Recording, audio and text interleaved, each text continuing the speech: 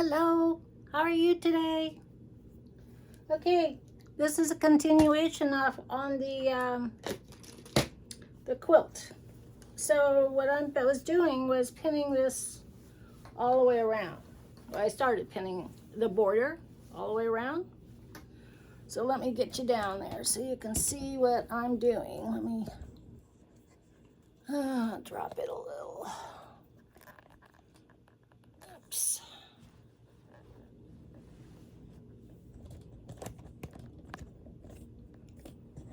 Come on. Oh, sorry, I'm just trying to get it so it'll drop, but it's not dropping. Oh, there, I got it going the wrong way, don't I? Okay, so I started pinning the border on. So we're gonna sew the border on while I'm sitting here. So I hope you're all doing good today. I am. Oh, was that better? It's a little crooked. There we go. Now we got it. Yeah, okay.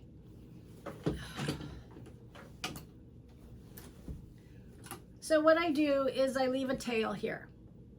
And I will start sewing here below the top of the corner. And I'm not going to use my walking foot. I'm just going to use my regular foot. And the reason is because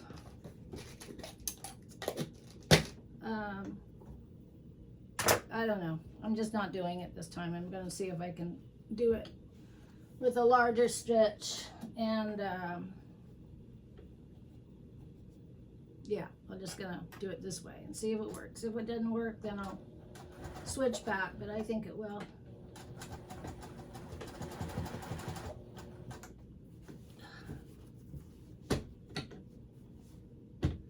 Maybe if I move the camera in closer, you can kind of see. That might work better, huh?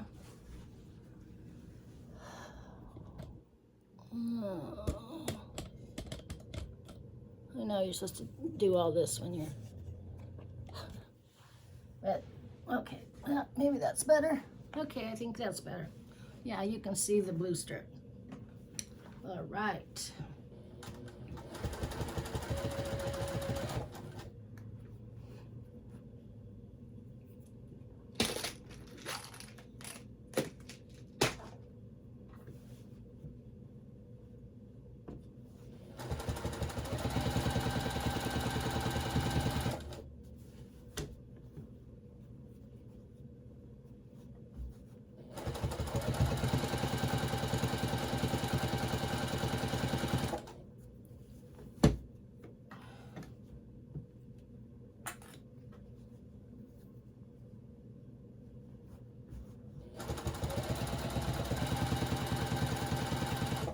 So what I'm doing is I'm lining up this fabric, the strip of fabric, with the border of this top. And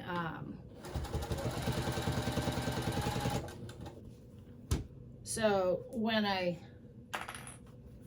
go back, if there's any extra here, I can always, trim it down, but I think it'll be good.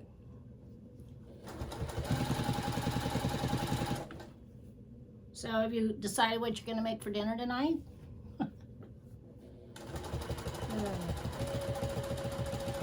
Last night, I think we're going to have leftovers tonight because last night, Bill, my husband, was over at my son's house and my daughter-in-law gave him dinner. So I went ahead and just made up dinner. So what it was, I make meatballs ahead of time and then I freeze them. I'll cook them and then I freeze them. So I had taken out some meatballs and defrosted them. And I thought, I did, well, I don't think I've published that one yet, but when I cook from what's in my refrigerator. And so I had the meatballs, and then, I was kind of like really tired yesterday, and I was kind of thinking, oh, what am I going to, make with it? I didn't really feel like spaghetti or something, so I felt like brown gravy. And, I know how to make it, but, I was just so tired. And so a lot of times, like, if I can't really think of what I want, I'll just go to the internet and I'll look up and I'll put in meatballs, and then I'll just scroll down and find a recipe that I want. So I decide, okay, I'll make brown gravy meatballs and put mushrooms in it. So I found a recipe, right? And plus it had to be gluten-free, meaning I can't make a roux out of flour. I can make a roux out of white rice flour, or but not out of wheat flour, because I can't eat wheat. And so, okay, so right here where I'm stopping right here, and then I'm going to back stitch, and I stopped at like a 1/2 inch from the edge at the corner. And the reason for that, and I cut it, I have an automatic cutter here, so I cut it off. So this looks like that. This means I'm going to minor it at the corner, minor the corner, okay? So what you do is, it's funny I'm showing you this. Anyway, so what you do is you fold it up like this, like that, right? Like that. I'm just learning this myself, and then I go back over the top of it like that, and I'm going to pin it so you can see it. I'm gonna clip it so you can see it like that. See? That's the way it is, like that. Okay, so instead of sewing across the top here, you start sewing from here down. And I thought, well, why would you do that? Because then, you would think that,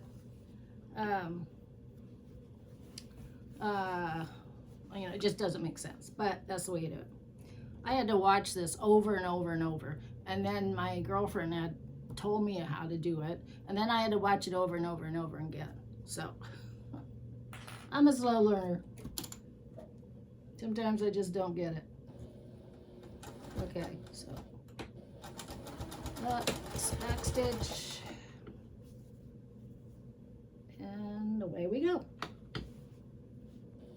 So anyway, I find this recipe online to make brown gravy, and like I said, I'm tired. I just wanted to find an easy way out of making brown gravy, and so the recipe calls for,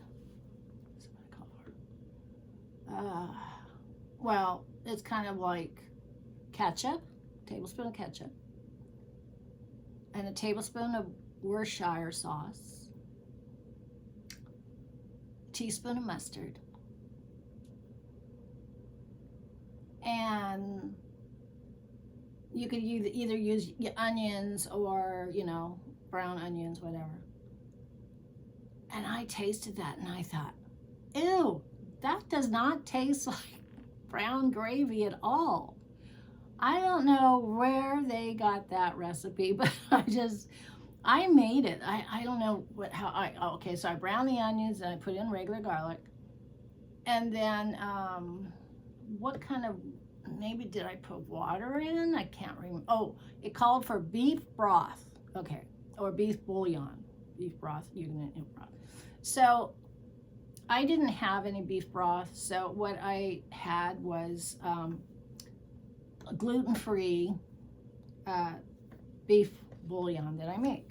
And so I made up 2 cups of that and I poured it in.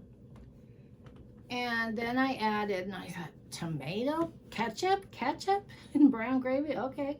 So I put that in it. And then it called for a teaspoon of mustard, so I put that in it. And so this is supposed to be brown gravy. Okay, so, and then cornstarch. So I just mixed everything together, right? And then I put the cornstarch in because it's cold, and you add cold to starch to cold water or milk. So I put that in there. And I stirred it up and I tasted it and I thought, oh my gosh, that is really gross. I don't know whoever made up that recipe for brown gravy, but that was the worst. And I poured it out and I said, there's no way. I think maybe a kid made that up or something. I don't know. Oh gosh. So I went back to my brain and made it myself. I just thought, I dumped it out, put it in the compost, and I thought, what a waste.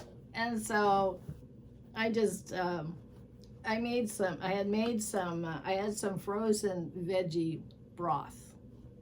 So, I just browned the onions and the garlic, started over, and then I put in, and then I took 2 of my meatballs and I put it in it and I kind of stirred it in, so it kind of gave it the meat, because it was meat. It was beef and pork, so that would give it the flavor, right? And then I put in my veggie broth, and I also put in some chicken broth that I had made, and because sometimes if you make a beef dish and you don't have beef broth, you can use chicken broth. So I make my chicken broth and I will put it in ice cube trays and I'll freeze it.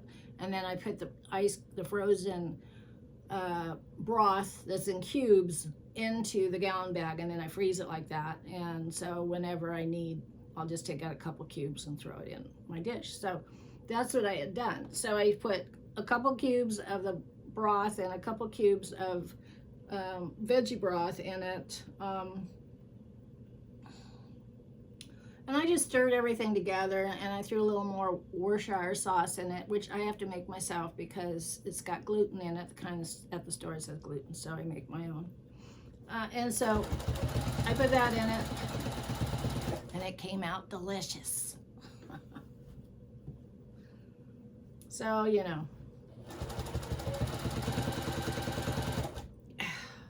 that's the first time in a long time that I came across a bad recipe. I thought, okay, all right, Joan, put on your thinking cap. That definitely wasn't going to work for me.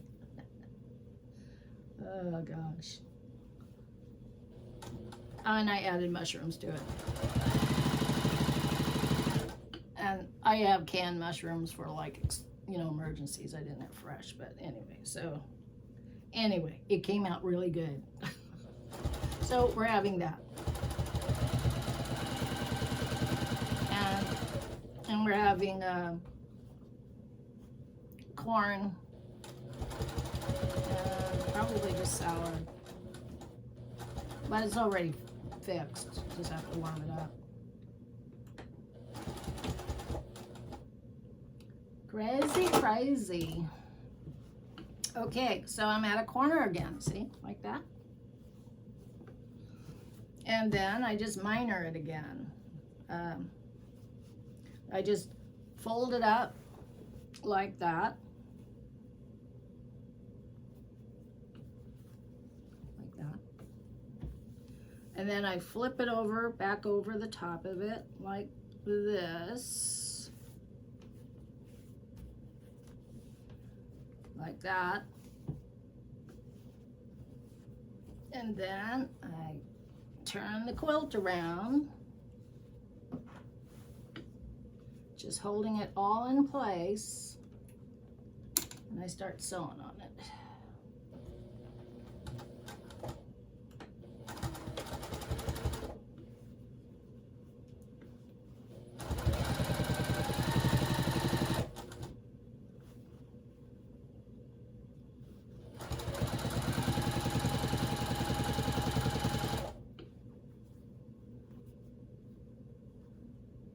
Yeah, I was thinking,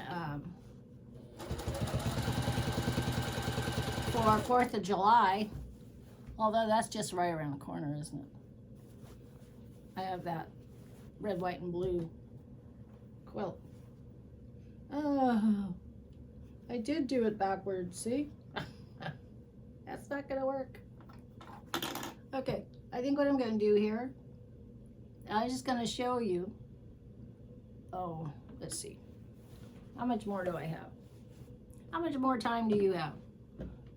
Oh, we're only in 15 minutes. Okay, I'm just gonna fix this real quick. Since I messed it up, see? Even though I put chalk on it, I messed it up. Gonna cut that off. Cut that one off.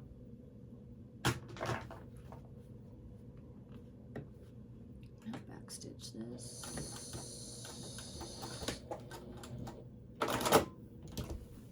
And yes, I did mess it up.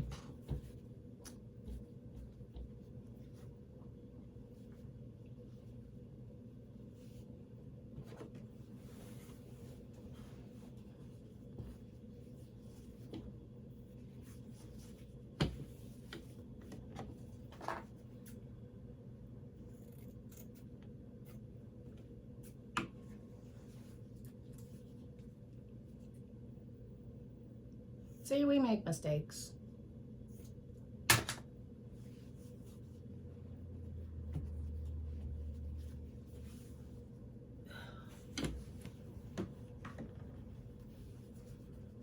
Now, the thing is I gotta figure out how to get it back on and make it so it's inside out. And, not right side out. And hopefully this will work. But I usually mess this up. Never fails. Unless it's a printed. Unless it's printed. So. Anyway, let's see if I don't mess it up this time. Or I do, but I don't know what I'm doing. Okay.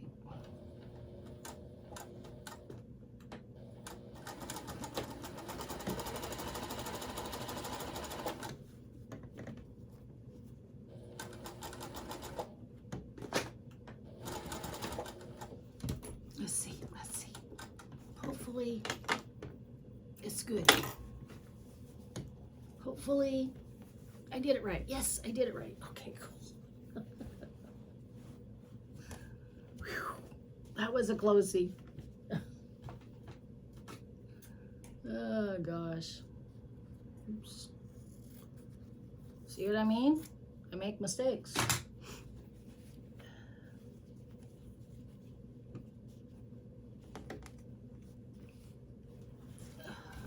Okay. I only have 1.5 sides to go. And now as long as I didn't make a mistake on the rest of it, we're good to go. And we should be done with this in a flash. And then I can show you what I'm gonna do next.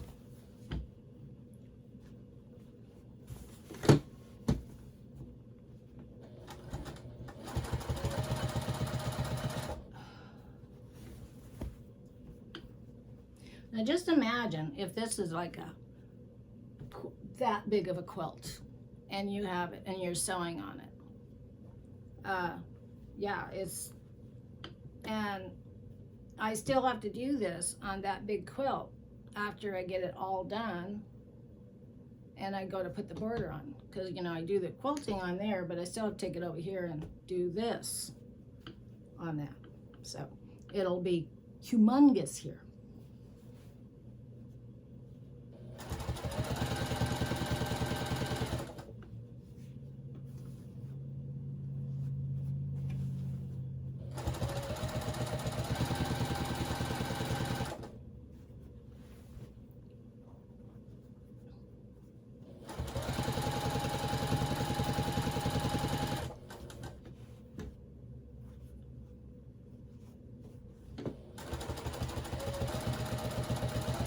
Have you ever cooked and started over with cooking?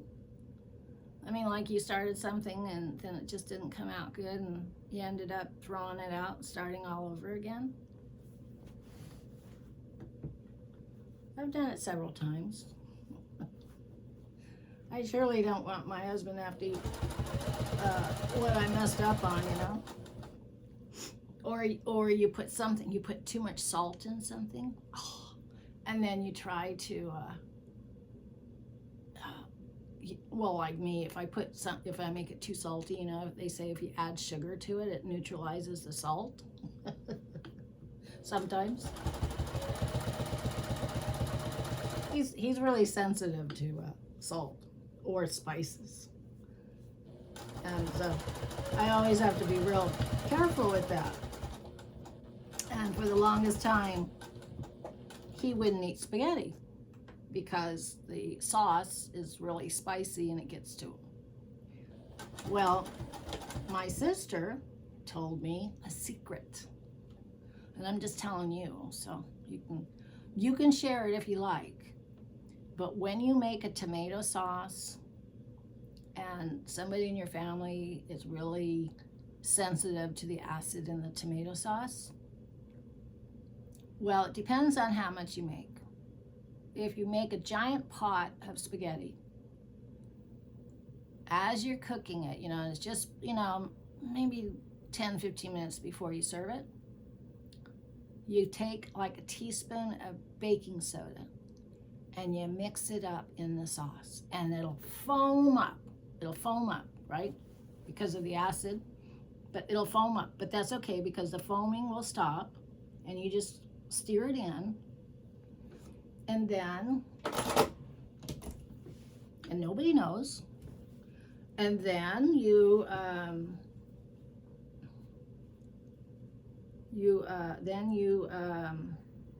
just mix it up. And then, I'm trying to think, and then what? And then you just keep on stirring and cooking. And then when you serve it up, nobody's gonna know. And nobody will have an acid problem with their spaghetti sauce. And it works. Tell me, I know. My husband goes, wow, this is really good. And my sister that told me about it, we had went to visit her and she lives in New York, and they made lasagna. And I said, oh, I don't know. I don't think Bill's gonna be able to eat this because of the sauce. And she goes, yes, he will. And then she told me what she did. And sure enough, he never had problems again. So keep that in mind. It's an old trick, I guess. I never heard of it before, but she sure saved us from that tomato sauce burning his stomach. Now I just need to come up with a way to make it so when I'm cooking, like using like crushed red peppers, you know how hot they can get. Sometimes I go overboard and it gets a little hot, you know. I haven't figured out that one yet. Maybe the baking soda will work, right?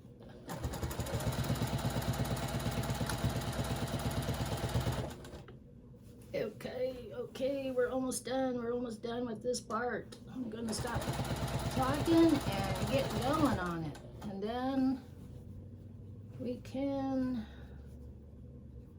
finish up this.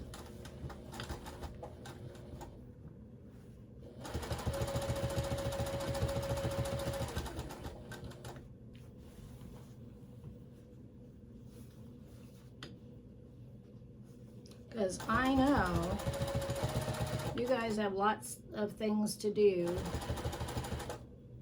like, you know, cleaning your house and cooking,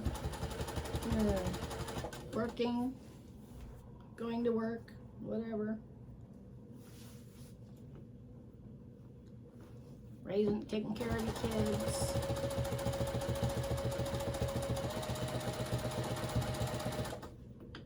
So I have this zucchini, and I was thinking either I was gonna cook, because it's what we grew in our garden. I mean, they're just two small ones like this. I remember when we lived in Oregon, that was, you know, the big joke was, how do you get rid of these giant zucchinis? And like, you know, you can stuff them in people's cars. I mean, they're huge zucchinis. And that was just the going joke, you know, it's like as big as a watermelon, right? I mean, I've used them. In fact, I remember one year we had a garden in Oregon, and I had gazillion. I mean, I had two or three cucumber plants that were just putting out the cucumbers. I mean, every day I was picking 4 and 5 cucumbers. I just couldn't get rid of them, but we were pretty low on food at the time and money, so I started cooking them, trying to figure out how to make, you know, something out of them other than dessert or whatever.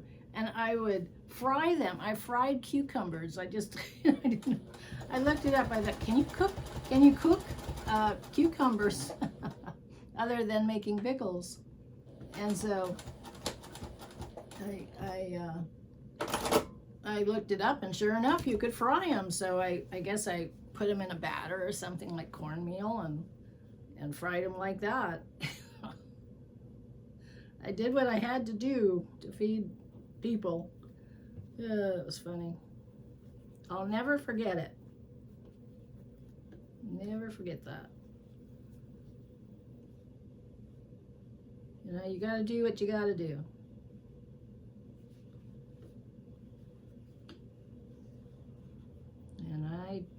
And we ate cucumbers. Lots of cucumbers. Okay, oops, I don't go that way. See, I almost made a mistake there. I almost made a mistake and kissed the snake. You don't want to ruin that, Joan. Don't start that now. Don't make that mistake.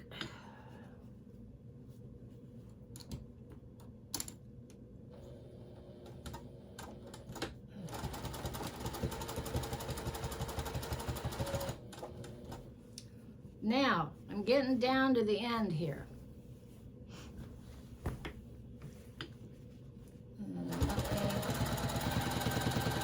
Now, this is the hard part, or one of the hard parts that I still try to figure out.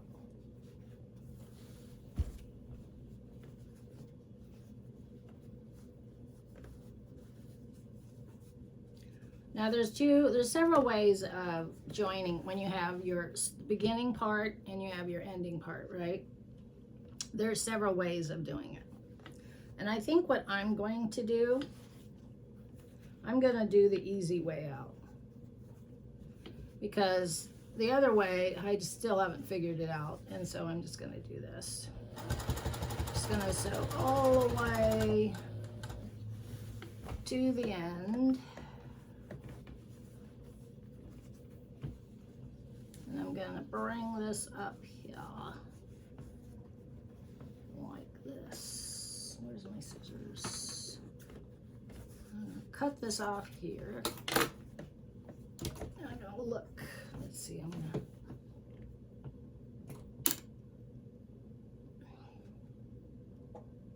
pull off.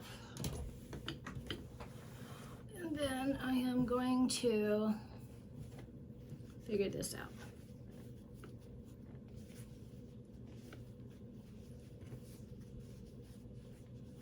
So I'm gonna cut this off here. Hopefully I didn't blow it. I'm gonna lay this one down on top of it like that, see? And then I'm gonna sew over that. And I'm going to, what I'm also going to do is I'm going to take this raw edge here and I'm going to fold it this way, like that. So it'll look nice when I lay this over the top of it, and then I fold it over, it'll be folded and it'll look nice. Other than it would be a raw edge and it would look not nice. So that's one way of getting rid of this edge that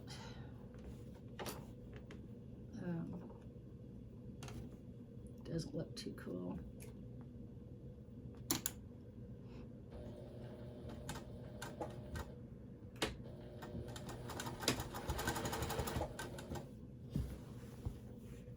That's the easiest way. There's other ways of doing it. Same way I made this binding is going from corner to corner. But I haven't figured that one out yet. So I'm doing it this way. It's easier. If I knew it really well, then I could explain it to you. Okay, so when it comes to the minor corners, look at this. Look at that. See how it comes out? Pretty cool, huh? So you just, so what I will do, I'm going to go back and I'm going to trim this down. But after I trim it down, then I will turn this under like this, like that. And then I'm going to fold it over and I'm going to stitch on that all the way around. And then the quilt's done. So next time you see me, that's what we'll be doing. All right, well, good talking. I had a good time. Thanks for stopping in and watching me. And remember, if you like this, give me a thumbs up. Subscribe, doesn't cost you anything. And this, by subscribing, it'll each time I post something will pop, I'll pop up again and you can see me next again. And also if you ring the bell, the bell is like a notification bell. So yeah, so now I'm up to 36 subscribers. I went over the hump, so to speak. Okay, good talking, and I will see you next time. Bye-bye.